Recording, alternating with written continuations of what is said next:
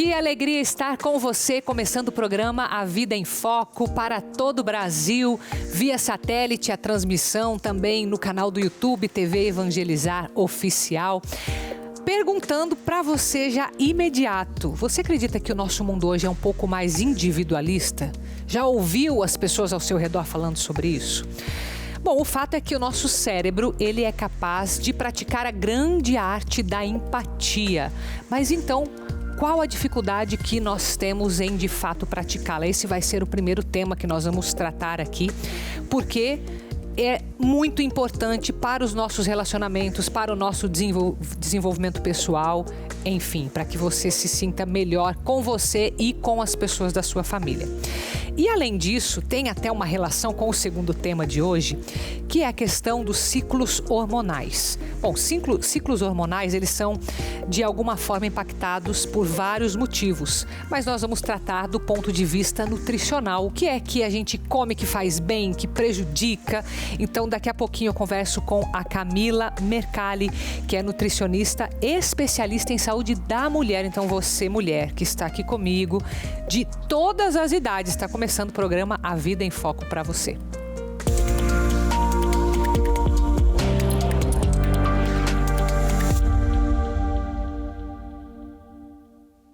Olha, para a gente praticar a empatia, nós precisamos estar bem com o nosso ser, não é? Se sentindo bem. E quão variável é a vida de uma mulher em várias idades. Eu acredito assim que já é um dom, né? A gente tem que sobreviver a tantos ciclos hormonais, né, minha querida Camila? Obrigada, viu, por estar aqui hoje. A Camila Mercalli é nutricionista, é especialista na saúde da mulher. E a gente vai falar aqui desde da adolescente que está passando pelos primeiros ciclos, a mulher mais madura, a mulher na fase fértil, a mulher que já está declinando nos hormônios. Então, é um mundo muito variado, né, Camila? Sim, a mulher enfrenta essa instabilidade emocional ao longo da vida. E o que a gente busca com a nutrição, com a alimentação, é trazer uma maior estabilidade. Falar, quem não quer ficar tranquila, em paz, ter empatia. Mas então, você tocou num ponto que a alimentação, a nutrição, né, em si, que é diferente, né, de só comer. Mas a nutrição, ela tem esse papel direto no como essa mulher se sente ao longo dessas diversas fases da vida? Tem, com certeza. Faz toda a diferença. E a gente tem, por exemplo, alimentos que fazem mal e os que fazem bem, então, os que ajudam. Assim, o que importa é o conjunto como um todo que você vai praticar ao longo da vida. Então, não é apenas um alimento ou outro que vai ser ruim. É um equilíbrio desses fatores que vai auxiliar nessa maior estabilidade hormonal que traz uma maior estabilidade emocional. Não é assim, coma um alimento. É um conjunto de alimentos, um perfil alimentar que com certeza vai fazer a diferença. Essa é a minha paixão. É o quanto a nutrição impacta em como a gente se sente, na nossa mente, na busca da espiritualidade. Sem uma alimentação equilibrada, a gente não tem força, a gente não tem vontade, a gente não tem ânimo. E às vezes a questão é relacionada à alimentação. Entendi. Tá, mas aí você colocou uma questão que já vou começar com uma pergunta, a gente entra depois nos alimentos para ficar mais prático. Mas, por exemplo, a pessoa que ela consegue desde a infância mesmo já cuidar, eu acredito que ela tem uma facilidade maior, talvez, de lidar com essa questão hormonal ao longo da vida. Mas e a pessoa que vai começar isso depois de certo ponto? Ela consegue reverter pelo fato de você ter colocado, é um conjunto, né? Não é algo pontual.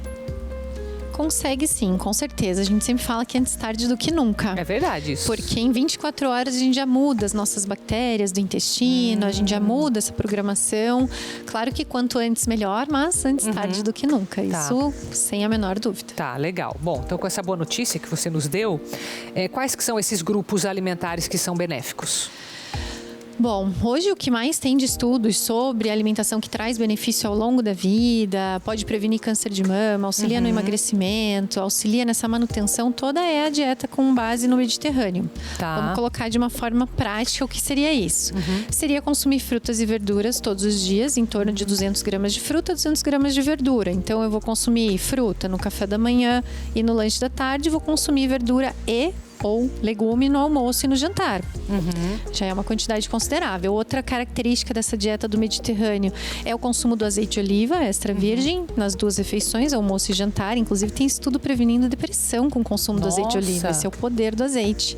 E outro alimento são as castanhas, que também seria bom incluir de 10 a 20 gramas por dia de uma variedade das castanhas. A gente tem várias possibilidades que inclusive melhora a fertilidade. Temos estudos publicados mostrando esse poder dos alimentos. Tá, então esses são os alimentos que teriam que estar nessa dieta que você considera que é boa para a parte não só hormonal, acho que é um todo, né? Isso. Mas é que afeta também a questão hormonal. E o que deve ser evitado dentro dessa lógica? Açúcar refinado, alimentos ultraprocessados, que tem corante, que tem conservante, que tem adoçante, que tem muito disso. Não é assim, não pode comer nunca mais. Mas é evitar, deixa para comer um fim de semana, alimentos com muita gordura saturada, alimentos que tenham esse alto índice glicêmico. Então, deixar isso para momentos mais pontuais. O que a gente prioriza é comida de verdade no dia a dia. Em vez de tomar um refrigerante, às vezes tomar um suco, tomar uma água com gás no dia a dia, tomar um chá. Então isso vai ser melhor do que essas outras opções. É mais comer comida de verdade, arroz, feijão, batata. Mas então, ouvindo você falar, me parece que é algo mais fácil do que a gente pensa. Porque, por exemplo, se a gente pegar a mesa do brasileiro, comer uma salada, né, um arroz, feijão, um legume, e uma carne e uma sobremesa, uma fruta, você já tem isso que você está falando. E daí, de repente, acrescentar algumas coisas, uma castanha ao longo do dia. Não é muito complicado, né? Não é para ser complicado. É muito simples, mas os dados que nós temos é que a maior parte da população, 70%, 80%, 90%, não chega nem a quantidade de fibras recomendada por dia, que é em torno de 30 gramas, e não consome esses alimentos, assim, de forma regular. A maioria das pessoas. São os dados que a gente tem, tanto que a obesidade está crescendo muito. E aí, dentro desse contexto de uma alimentação de uma base que é fácil, isso você colocou, é o simples bem feito, é comer comida de verdade, a gente consegue incluir alguns alimentos específicos. Hoje, do que eu mais gosto para modular o hormônio, para trazer essa maior estabilidade para a mulher, para ajudar a regular o ciclo menstrual, é o ciclo das sementes, que é extremamente interessante. Como seria? Quais são essas sementes? É a farinha de linhaça e a semente de abóbora. Assim que a gente menstrua, a gente começa a ingerir, porque a gente tem ali os fito-hormônios, a gente vai ter nutrientes como zinco, magnésio, que ajudam a regular esses hormônios, porque quando a gente menstrua, o hormônio cai muito, e aí ajuda a modular até a ovulação. Ovulou, aí troca para semente de girassol e pro gergelim, que é rico em cálcio, rico em zinco, em magnésio, vitamina E, que ajuda a regular outra parte dos hormônios, que é a progesterona. E aí você pode me perguntar, e a mulher que não menstrua? Ela pode fazer esse ciclo também, de acordo com as fases da lua, até só para se guiar, um ciclo de 28 dias, onde pode iniciar ali na lua nova e vai seguindo ao longo das semanas, 2 semanas. Farinha de linhaça e a semente de abóbora, nas outras 2 semanas a semente de gergelim e a semente de girassol. Eu acho incrível, porque os benefícios, os nutrientes, os fitoquímicos, as fibras, já ajuda bastante. Pode ser na fruta, pode ser na salada, de qualquer pode ser na jeito, sopa. Naquela comida que ela já tem ali, não precisa ser nada a mais, assim. Não pode dar trabalho, porque é algo que a gente tem que fazer sempre. Sim, e daí é todos os dias isso? É todos os dias, todos os dias. E isso, por exemplo, seguindo uma dieta dessa, claro, tem a ingestão de água, você falou, tem o exercício físico, mas isso diminuiria, por exemplo, as queixas principais das mulheres? A qualidade do sono, cólicas para quem tem dor de cabeça, TPM, essas, né? Esse pacote da mulher, que parece que é normal, mas não é, né? Se ela conseguir ter essa base com a alimentação mais saudável e incluir esses alimentos, sim, mas a gente precisa dessa base das frutas, dos legumes, das verduras. Eu gosto muito de trabalhar com a fitoterapia também, aí eu sou suspeita para dizer.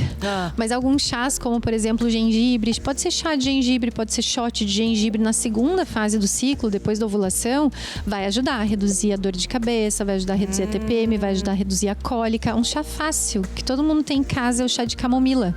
Maravilhoso. Também reduz fluxo menstrual, reduz cólica menstrual. A gente já tem vários dados. Então, na segunda fase do ciclo, faz um chazinho ali de gengibre, chazinho de camomila, toma todo dia certinho. Mas vale o chá de saquinho, por exemplo, ou não? Vale o chá de saquinho. É melhor do que não fazer. Eu sou muito prática. É melhor do que não fazer, com certeza. Mas aí, se a pessoa quiser ir além, ela vai deixando com mais qualidade. Mas pode começar do simples e do prático. Pode. Eu acho que já vai ser muito benéfico. A gente aumenta a ingestão de fluido, já traz os fitoquímicos. E na primeira fase do ciclo daria para consumir o bom e velho chá verde, que hoje a gente tem várias opções, variações dele, chá branco, chá preto, chá verde. Também é super válido. Trocar, às vezes, só o café por esses chás é muito interessante para a saúde da mulher. Eu preciso trazer um dado aqui importante. Deixa eu falar. Tô falando de chá. Não. Vou falar uma coisa boa, vou falar de benefícios só. Que tem dados mostrando que o consumo do chá verde, só que quanto de chá verde? É uma xícara de chá verde 5 vezes na semana, tá? Não precisa tomar muito chá verde também. 5 vezes na semana, 5 vezes tá? na semana. Ou no fim de semana, ou uma xícara ali de 250 ml. Isso, de segunda a sexta, com uma colher de sopa da planta seca, um pacotinho de chá. Tem dados mostrando que isso ao longo da nossa vida previne, por exemplo, câncer de mama. Reduz em 15% o risco do câncer de mama. Tem meta-análise sobre isso, estudos incríveis mostrando. Por isso que eu não podia deixar essa informação com certeza. guardada. Muito obrigada por ter compartilhado. Imagina. E a gente tem tanto nas plantas, você que é fitoterapeuta também, que a gente desconhece, você sabe mais, mas que a gente acha que explora pouco ainda. Acho que ainda é pouco que a gente explora, né? Sim, só que, mais uma vez, o básico bem feito funciona. Então, a camomila, o chá verde, a erva doce que a gente tem em casa tá ótimo, porque aí tem outras opções de plantas, mas às vezes não é tão acessível, não é tão fácil conseguir, não é tão fácil chegar. Mas tem muita coisa do dia a dia que a gente pode usar, como as sementes, como os chás, as frutas, as verduras, de forma pensada no ciclo menstrual, que auxilia muito. E assim, acredito que o benefício não vai ser só para o ciclo, né? Vai ser tudo, para tudo. Pra Quer dizer, a pessoa que está buscando mais disposição, que não deixa de ter uma relação. A pessoa que, sei lá, busca mais concentração, mais foco, que mais ela disposição, dorme melhor. tudo isso, né? É porque regula os hormônios, aí ela dorme melhor, a tireoide fica melhor, ela menstrua melhor, ela não tem tanta flutuação. A questão hormonal, ela impacta todo o organismo, né? Sim, inclusive os neurotransmissores, a memória, a concentração, a disposição mesmo, com esses fatores que você colocou. Que legal. Gostei do teu jeito de pensar. Prático. Não, porque eu acho que precisa isso, sabe? Porque às vezes a gente complica as coisas, não que não possa ser cada vez melhor, mas daí a pessoa não começa e ela tem que ver que é possível. Eu acho que é por aí que tem que você chega assim, qual linha. é o ideal da vida? Tem uma lista de 50 passos para pessoa que nunca fez nada, ela continua sem fazer nada. Então começa tomando um chazinho, começa incluindo a farinha de linhaça. Inclui só a farinha de linhaça, já vai ser ótimo. Inclui mais fruta e verdura no dia a dia, já vai ajudar muito. E outra parte da alimentação que eu acho bem legal para essa parte do ciclo menstrual é quando a mulher menstrua, quando tá perto de menstruar aquela TPM, tá perto de menstruar e a menstruação, consumir um pouquinho mais de carboidrato, sim. Preferir alimentos cozidos, também ajuda bastante. Qualquer carboidrato ou não? Aqueles que são mais complexos? Os complexos, as batatas, a mandioca também, o próprio feijão, as leguminosas são muito boas para nossa saúde. Então fazer uma sopinha, fazer um caldo, trazer aquela coisa mais quentinha. Esse momento não é a hora de querer fazer uma dieta, de querer fazer restrição alimentar. É a hora que a gente acolhe, come melhor, fazer a panquequinha de banana, fazer preparações com banana que é mais docinha, com maçã que dá para ser cozida, com canela, fica uma delícia. Então esses momentos são importantes. Mas eu quero fazer uma restrição alimentar. Faz no período ali, depois passa um pouquinho da menstruação, aí sim. Aí consome mais os shots, o suco verde, aí consome mais os alimentos frescos, mais os alimentos crus. Veio a ovulação, já tem que aumentar um pouquinho o carboidrato de novo, porque a gente tem essa necessidade pela variação hormonal. Nossa, é legal até ter uma tabela, talvez, né? Pra ficar assim, não ter que ficar pensando nessa hora. Também. Você ajuda com isso? Montar essas tabelas? Porque daí já monta, já tá ali, segue. Eu sou bem prática nesse sentido, não tem que ficar pensando muito, sabe? Sim. Legal. Muito bom. Bom, a gente falou sobre... Você tem receitas também para isso? Não precisa para agora, mas assim, existem receitas que também podem facilitar? Com certeza. É bom, né? Sim, porque a gente pode colocar um gengibre em pó num suco verde, a gente pode fazer a panquequinha de banana. Eu só queria ter uma noção assim, que você desse. Você disse que 100 gramas mais ou menos por dia de frutas e verduras, legumes. 200 de fruta e 200 de legume e verdura. Quanto que mais ou menos é em unidade, sei lá? Sabe que é pouco, né? Não é tanto assim. Teria que comer fruta no café da manhã e no lanche da tarde, mas, por exemplo, uma banana média tem 100 gramas. Uma maçã média tem 100 gramas também. Então, uma banana e uma maçã já deu? Já deu. Mas você acredita que as pessoas não consomem muito, acredito. Por preguiça de descascar a banana. Mas, gente, a banana não pode ter preguiça. Não, vamos falar isso não. Os meninos estão aqui, assim, não faz isso não, perto de mim. Senão daqui a pouco vão levar bronca já. Não, vamos comer uma manga, que é docinha, mas aí não descasca a manga, mas não tem problema. Come a fruta que se adapta, é banana. Não, mas você sabe que lá em casa eu já descasco tudo e já ponho na frente da pessoa pra comer. Aí é porque daí não tem perigo, entendeu? Aí é o melhor. Aí é o melhor possível. Ai, que bom, Camila. Que bom. Obrigada por nos esclarecer com tanta facilidade, facilitando para as pessoas. Sim, obrigada. A gente precisava disso. Muito obrigada, viu? Obrigada. Sempre bem-vinda. Bom, a gente continua nosso programa depois falando da tal da empatia, que eu espero também que a gente possa crescer nessa virtude, né? Então a gente sai para um intervalo rápido com imagens da cidade de Joinville, em Santa Catarina. Você me acompanhando pelo canal 49.1, 597 mil habitantes. Já eu volto.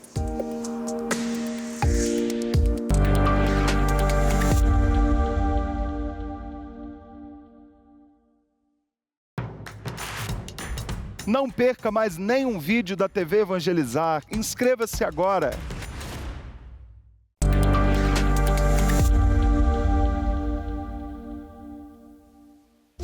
De volta com o programa A Vida em Foco para todo o Brasil. Depois de você aprender bastante sobre a questão hormonal, vai até ajudar você a praticar mais a empatia, viu? Inclusive, o número é bem alto de pessoas que são capazes de desenvolver essa virtude, é 98%. Então, muito provavelmente, você está neste número. E nós vamos trabalhar hoje, então, ajudar o teu cérebro, que é feito para isso, para a empatia. A gente vai ter a ajuda também da nossa querida Laura Ferraz, que é membro da Pastoral de Identidade da PUC Paraná, formada em Direito, pós-graduação em Direito Aplicado, estudante de Psicologia também. Que bom ter você aqui com a gente, muito bem-vinda. Queria começar entendendo o que é essa empatia, se é realmente uma arte, parece que é algo às vezes inatingível ou muito ideal, né? E a gente sai desse mundo das ideias agora para ir para a prática, minha querida. Legal, é um prazer estar aqui com vocês e de fato achei interessante que você já começa falando sobre esse processo neurológico, né, da empatia. Existe um cunho social para que a empatia exista, a gente vai falar um pouco sobre isso, mas também existe um cunho neurológico para isso. Então assim, de fato nós fomos projetados para isso, é um processo de aprendizagem que a gente faz. Existe uma partezinha do nosso cérebro que a gente chama de neurônios espelho, que faz esse processo de aprendizagem a partir daquilo que está percebendo no ambiente, nas pessoas. Então, de fato, é um chipzinho que veio dentro da gente para poder aprender sobre isso. Que legal. Esse neurônio espelho é uma forma da gente olhar para o outro. Tem a ver com o reflexo do espelho, do se enxergar e daí conseguir se colocar no lugar do outro? Isso seria empatia? Sim. Na verdade, a gente usa bastante desses neurônios para fazer o processo de aprendizagem. Existem outros processos que são envolvidos também nisso, mas a partir do momento que a gente visualiza aquilo que as pessoas falam de eu vejo e eu consigo ir aprendendo aos poucos, é exatamente isso. Tem vídeos bem interessantes, assim, por exemplo, de pesquisadores que ficam mostrando a língua para os macaquinhos, dali a pouco eles começam a imitar. Então, de fato, quando a gente está num ambiente que é empático e que as pessoas falam sobre isso, que as pessoas praticam sobre isso, a empatia, então a gente consegue entender como é. E a partir do momento que a gente vê a dor do outro, ou vê as necessidades, ou escuta histórias, a gente também começa a fazer esse exercício de, poxa, como seria se tivesse acontecendo isso comigo? E aí a gente começa a ter também um exercício de compaixão com aquela história. Aí é onde entra a parte mais social que você fala. Exatamente. Que é esse convívio, que é o olhar para o outro. E é um desenvolvimento mesmo, né? Porque a criança, ela não nasce pronta para isso, ela nasce bem individualista, mas a tendência é que ela vá se abrindo conforme vai avançando na idade também, né? Isso. E além de coisas que são ditas para a criança, para que ela vá desenvolvendo essa empatia, acima de tudo aquilo que ela observa vai conseguir sensibilizar ela para que ela entenda, bom, então se por exemplo meus pais praticam isso, se na escola eu percebo isso, se na minha família ampliada eu percebo isso, então eu começo aí adquirindo, né, esse hábito da solidariedade, né, de entender a história do outro, de escutar ativamente. Então, é algo que ela... Aí, por isso a comunidade é muito importante, assim, que a criança seja exposta a esse tipo de situação para que ela vá internalizando. Então, acredito que isso tem a ver com a minha próxima pergunta. Então, para desenvolver essa empatia, ela tem que ser algo sendo feito, sendo vivido. Quais os ambientes que você acredita que seriam bons, não só as crianças, né, mas os adultos mesmo? Porque muitas vezes o adulto ele ainda não tem isso aflorado, está desenvolvido, mas não está aflorado. Que tipo de práticas ajudam? Legal. Eu acho que começando pelas crianças, o ambiente familiar, ele é um ambiente por excelência em que ela vai aprendendo sobre isso. Que ajuda entre os membros mesmo. Entre os membros mesmo. Tá. Mas eu acho que a escola é um lugar muito interessante. Porque a escola... entenda que na casa, em geral, as crianças são expostas a ambientes hierárquicos, assim, né? Então tem o pai, tem a mãe, tem a avó, tem a tia. Sim. E quando ela tem esse contato entre pares, né? Que são os colegas da sala de aula, ela começa a colocar isso em prática. Então, vamos dizer assim, é como se um ensaio fosse feito em casa, em como ela vai entendendo, escutando os pais, né, as orientações que os pais dão, aquilo que ela vê. Às vezes o pai vai no mercado e, tá lá um lugar onde se pode deixar alimentos para as pessoas que são com mais necessidade, ele leva e tal, ele vai observando isso. Mas quando ele está entre pares, aí ele começa a colocar isso em prática, assim, né? Então, por isso que às vezes ele não pratica em casa, mas pratica na escola ou em outros lugares. É como se em casa ele fosse só uma esponjinha, assim, absorvendo. E aos poucos ele vai exercer, né? Então tem muitos pais que falam assim, poxa, eu fiquei comovido com a fala do meu filho que falou, pai, será que a gente pode ajudar o meu coleguinha na sala de aula, ou uma pessoa que eu escutei a professora falando e tudo mais, ou algo que tenha visto na TV. Então ele vai aos poucos. Mas entre pares, eles vão absorver muito isso, assim, na infância, nas relações de como é dividir um brinquedo com alguém, como é eu ter um brinquedo e meu colega não ter, e como aquilo me sensibiliza, né? Então, de fato, na escola é um ambiente interessante para isso acontecer. E os adultos que já passaram por muitas situações difíceis e que acabaram criando uma casca, vou usar aqui esse termo, né? Uma defesa e talvez tenha atingido essa empatia, porque acontece, né? Sim. Eu acho que é importante que a gente entender que essa casca foi um mecanismo de proteção que a pessoa utilizou para poder sobreviver a um ambiente, às vezes, que foi muito vulnerável, ou foi muito desafiador, ou foi muito violento. Então, só pra gente dizer que a pessoa não endureceu porque é ruim e tudo mais. Tem um motivo. Realmente existe um motivo, um mecanismo para isso. Mas, em geral, eu gosto de pensar assim que essa pessoa é a pessoa que tem maiores habilidades para desenvolver a empatia quando ela se dá conta disso. Porque, no fim das contas, ela teve a experiência. Ela sabe como é. Ou seja, ela passou por aquilo. Ela passou por aquilo. Então, por exemplo, se às vezes eu não nasci num ambiente violento, mas uma outra pessoa nasceu, essa outra pessoa, quando escuta a história de alguém, ela consegue falar... Ela compreende mesmo. Ela compreende mesmo na experiência de vida dela. Eu vou poder compreender, né, por compaixão mesmo. Por compaixão, por uma escuta ativa, pela inteligência, por imaginar como isso deve ser. Mas aquela pessoa que passou por isso, sabe na pele como é. Sim. Então eu acho que ela tem um super poder ela tem um movimento de agir mais, um ímpeto maior. Exatamente. Mas não significa que as pessoas que não tenham passado por uma mesma situação não possam desenvolver. E aí, que dica que você dá para essas que não passaram? Porque grande parte das situações que a gente vai poder ajudar, nós não vivemos na pele. Sim. Né? Eu acredito que a primeira coisa é escutar. Então, a partir do momento que a escuta, ela é a base, vamos dizer assim, da empatia. Quando eu deixo que o outro se mostre pra mim e que nesse momento eu não preciso vir com muitos conselhos, nesse momento eu não preciso vir com... Na verdade, eu não devo vir com nenhum julgamento, mas também não preciso responder com muitos conselhos. Eu preciso escutar, acolher aquela história, aquela vivência, talvez até aquela emoção, aquele choro. E daí falar pra pessoa, olha, eu posso imaginar né? Eu consigo só imaginar o que é, quão difícil. É a verdade, é agir com essa verdade. Quão difícil deve ser pra você, e obrigada por você ter me contado isso. Acho que isso é a primeira parte, assim. E a segunda parte é, existe algo que eu possa fazer pra te ajudar a viver essa situação de uma forma mais leve? Você acha que existe algo que a gente possa fazer pra melhorar? Porque às vezes não existe, às vezes é uma história que já foi, a pessoa ainda tá elaborando. Escuta ali, né? Mas acho que existem essas duas vias que são muito simples da gente traçar, que a primeira é a escuta atenciosa, e depois é elaborar junto com a pessoa se existe algo que pode ser feito. Nossa, muito bom. Laura, nossa equipe foi para as ruas para saber o que o povo pensa a respeito da empatia. Vamos assistir junto comigo? Vamos lá.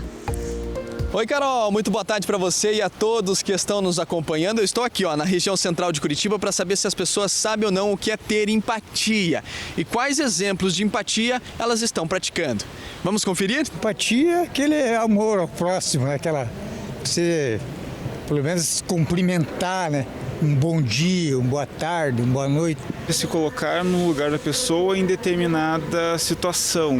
Apesar de que a gente não pode fazer isso porque não tem como calçar o calçado de outro, porque a gente também não tem o mesmo pé. É você se colocar no lugar do outro, ou pelo menos entender o que o outro está sentindo, enfim. Quando a gente simpatiza, se acerta, dá liga com uma pessoa, a gente tem empatia por aquela pessoa, pelo que ela fala, pelo como ela age, o jeitão dela. Ter empatia é basicamente você se colocar no lugar do outro, né? Você olhar para uma pessoa e pensar como ela se sente a respeito de tudo. Eu acredito que essa é uma definição mais geral, assim, do que seria empatia. Você pode me dar um exemplo de empatia? Você vê uma pessoa em situação de rua, passando fome, você entender que é ruim, que é uma situação delicada, de repente você se compadecer daquilo, né? A empatia normalmente tende a gerar compaixão nesse sentido, né? Você doar um pouquinho pro outro, né?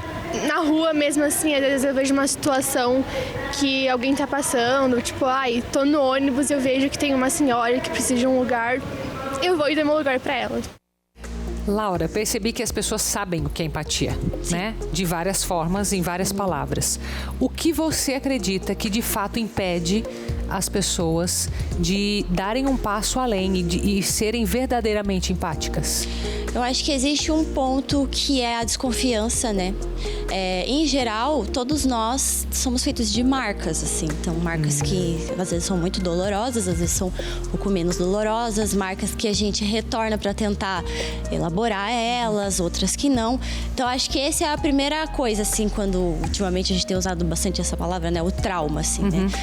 Quando as pessoas passam por situações traumáticas, em geral, é aquilo que você falou, elas tendem a criar essa casca e aí ter uma forma de um mecanismo de proteção. E aí, se eu não confiar, se eu não me envolver, eu não vou ser enganado. Poderíamos apontar então elas têm medo de se envolver, você acha? Tem um pouco de medo de se envolver. Por causa dessa desconfiança. Exatamente. Ou às vezes foram passados para trás, enfim, situações diversas. Experiências mesmo. Experiências que foram ruins e que aí elas vamos dizer assim, generalizam que todo mundo vai fazer isso, ou que eu não posso ficar exposta ou exposto e isso, né, ser vítima novamente. Acho que então existe esse ponto, assim. Existe um outro ponto que é algo que a gente vivenciou bastante na época da pandemia, que foi o excesso de informações. Então, acho que várias pessoas, eu já escutei muito, inclusive passei por isso, a gente passava por tantas informações que eram muito dolorosas, que a gente não conseguia lidar, assim. Aí chegou um dado momento que a pessoa, eu não quero mais ver nada sobre isso, porque é muita informação. Então, acho que talvez uma forma de contrapor isso eu não posso me desligar da realidade. Acho que esse é um caminho perigoso, assim. Acho que esse vai acabar levando a não empatia com as pessoas. Entendi. Mas se eu talvez estabeleça um tempo para ter contato, meios, uma forma de às vezes partilhar com alguém, nossa, tá difícil escutar histórias assim. Então, voltando ao exemplo da pandemia, era comum as pessoas, né, se ligarem, talvez fazerem chamadas de vídeo para falar sobre o que estava acontecendo, grupos de apoio e tudo mais. Então eu me arriscaria a dizer que são essas duas formas, assim, uma forma de autoproteção porque teve um histórico, um histórico que foi ruim. E uma outra forma é evitar o desgaste emocional, assim, porque já chegou num platô, assim, de muito sofrimento. Entendi. Acredito que seja isso. Muito bem, agradeço a tua presença aqui hoje. Obrigada. Foi de muita valia. Deu dicas práticas também de como sair desse ciclo. Muito obrigada, viu, Laura? Há quanto tempo a senhora, o senhor, sofre com dores crônicas? Já fez de tudo para resolver e nada funcionou, não é mesmo? É pensando nos senhores que eu trago aqui o magnésio quelato da Joy, um aliado poderosíssimo contra os casos de dor crônica. Ele age diretamente na raiz do problema, devolvendo sua mobilidade, aliviando suas dores e fortalecendo a sua saúde. O magnésio quelato da Joy é 100% natural e tem teste de eficácia comprovado. Ele vai ajudar naquelas dores nas costas, essas dores intensas nas pernas que te impedem de fazer coisas simples do dia a dia, como subir uma escada, calçar um sapato, pegar um copo no armário, minha senhora. É sempre um sofrimento, né? Olha, o estresse, a ansiedade e a falta de memória já estão com os dias contados, pois o magnésio quelato da Joy vai revolucionar a sua saúde. Faça assim, ligue agora no 0800 591 8773 e peça já o seu magnésio quelato. Tem um desconto sensacional, imperdível, de 50%. É metade do preço. E para pagamento, só lá para setembro. Primeiro você toma o magnésio quelato da Joy e depois você paga. É no fiado, hein? E ainda ganha de presente um massageador elétrico incrível para fazer aquela massagem relaxante. E lembrando aqui, a ligação e o frete são gratuitos. Então ligue agora 0800 591 8773 e tenha mais saúde e qualidade de vida com o magnésio quelato da Joy. Próximo bloco a gente vai conhecer o projeto Amar Rosa, que tem um objetivo assim muito bonito, de muita caridade com mulheres que vivem o câncer. Então volte comigo, a gente sai com as imagens da cidade de Naviraí, no Mato Grosso do Sul, canal 23.1, fundada em 1952.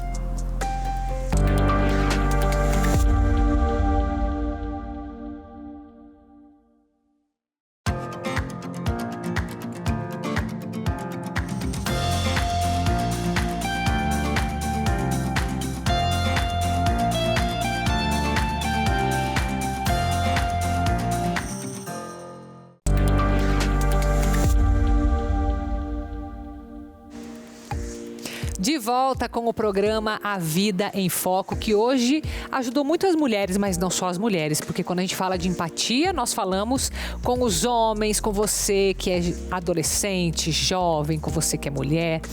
E em continuidade a isso, pensando naquele projeto de saúde que nós tivemos do ciclo hormonal no primeiro bloco, pensando nessa empatia. Nós vamos agora apresentar aqui nesse vídeo um projeto que olha com muita empatia, certamente, olha para essa saúde da mulher. O projeto Amar Rosa é o nome e que visa justamente ajudar aquelas mulheres que passaram pela delicada situação de câncer de mama. Acompanhe comigo. Olha só, eu já começo passando o meu protetor solar porque hoje nós vamos entrar nesse marzão lindo com o projeto Amar Rosa, que é um projeto que nasceu com o objetivo de ajudar as sobreviventes do câncer de mama. E olha, esse projeto acontece aqui na beira-mar de Fortaleza com atividades gratuitas e vocês vão conhecer agora comigo. Vamos embora?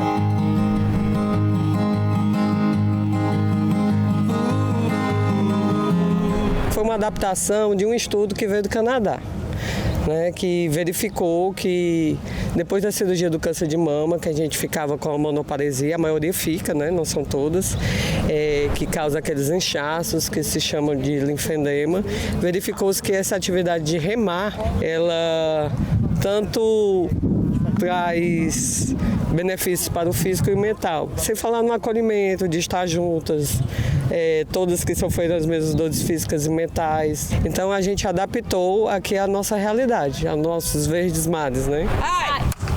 Ai, ai, ai, ai, ai, ai, ai, ai, ai, ai, ai, ai, ai, ai, vai se o câncer reme, vai! porque a gente tem apoio da família, tem apoio de amigos, mas nada como estar perto de pessoas que sofreram as mesmas dores. Você vai rir sem perceber. Felicidade é só questão de ser. Esse projeto não trouxe só atividade física, ele trouxe esse carinho que todas têm umas pelas outras, né? A gente nunca está sozinho. A gente apoia as meninas fazendo leme e dando as primeiras instruções, né? Porque a canoagem ela é um esporte extremamente técnico. Além da força, a gente aprende a remar, na verdade a gente aprende a buscar a perfeição com a canoagem. E a gente está aqui para apoiar isso, mas o processo é delas, o processo é individual das meninas. Tive meu diagnóstico em 2022, né, de um câncer, né, no peito esquerdo. E aí eu passei por todo o tratamento, né, quimioterapia, radioterapia, fiz a retirada da mama. E hoje para mim estar aqui é uma vitória. Não tenho vergonha de ser feliz. Cantar e cantar e cantar. Eu dizer não é tema feliz. Ai, sim. E a vida devia ser bem melhor e será. Mas isso não me impede que eu repita. É bonita e é bonita. E você viu como que a empatia estava presente num projeto como esse. Não é apenas um esporte, como foi dito, mas quando a gente se interessa verdadeiramente em ajudar, em se envolver, acho que essa é a mensagem que fica para nós. Então, muito obrigada pela sua companhia, muito obrigada por estar aqui comigo. Lembrando que o nosso encontro acontece de segunda a sexta, às 3h30 da tarde, aqui na TV Evangelizar. Então, fique com Deus e até o nosso próximo encontro.